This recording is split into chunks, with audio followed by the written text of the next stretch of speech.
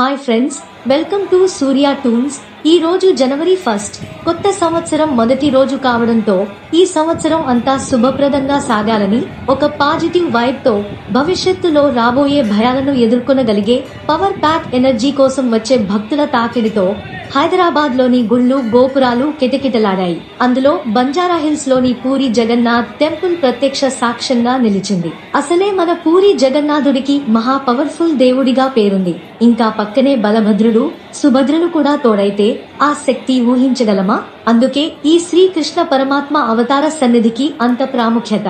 ఉదయం 6 నుంచి మొదలైన ఈ దర్శనాలు రాత్రి 10 దాకా ఏకధాటిగా అదే సందడితో సాగాయి. ఈ గుడికి 2 వైపులా ద్వారాలు ఉండడంతో ఇటు బసవతారకం క్యాన్సర్ హాస్పిటల్ సర్కిల్ నుంచి 1 కిలోమీటర్, అటు రోడ్ నంబర్ 12 వైపు 1 కిలోమీటర్ దాకా భక్తుల రద్దీ కొనసాగింది.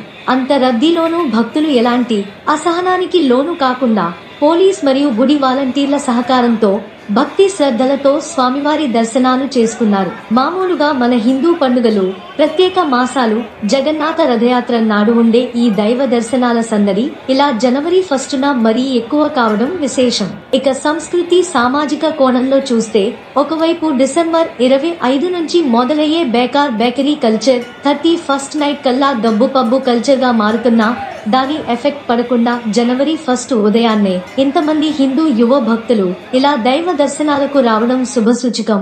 ఇక అటు 2 అన్య మతాల వారు, ఇటు కన్నింగ్ సెక్యులర్ కామ్రేడ్స్ హిందూ సంస్కృతి సనాతన ధర్మాలపై ముప్పేట దాడులు చేస్తున్నా మన వాళ్ళు చలించకుండా ఇలా చేస్తున్న దైవ దర్శనాలు దీక్షలు చూస్తుంటే హిందూ ధర్మ వ్యతిరేకులకి ఇండైరెక్ట్ గా ఎంత గింజుకున్నా మీరు మమ్మల్నేమీ పీకలేరురా అని సమాధానం చెప్పినట్లు అనిపిస్తుంది కదా.